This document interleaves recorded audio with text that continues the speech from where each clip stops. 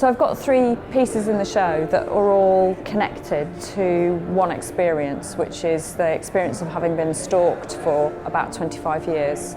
A small video installation where a letter seems to compulsively write itself called Bad Hand, a series of photographic works called Manifestations, and then there are 2 garments called Second Skin.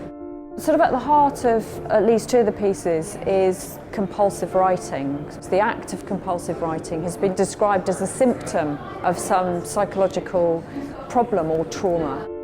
In thinking about what does it mean to compulsively write, because I was receiving it, I thought it would be useful to, instead of focusing on the expressions of violence, to look at the more everyday words and phrases that seem to recur, but I didn't quite know what they meant. So I took those phrases and I put them into Google search engine and I just looked for images. And it was quite interesting, the same sorts of images were popping up when I put a phrase in. They're meant to be quite cool and objective, although the object that you're recording might have multiple meanings or be quite loaded.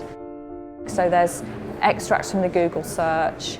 In gold are the phrases from the stalker's writing to me that are etched and then inlaid with gold leaf onto the glazing. And then there's some of my writing back.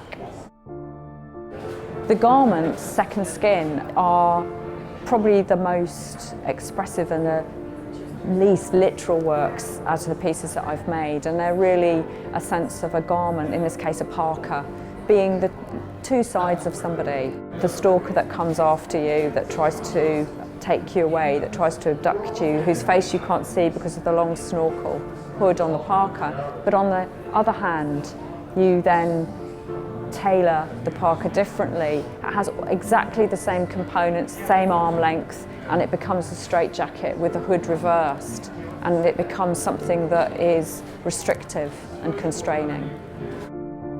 One of the things that was really important to me when I was making these works was to not focus on the violence, but not to deny the implied violence, to say, what's motivating this? What does it mean to have those violent thoughts, to receive those?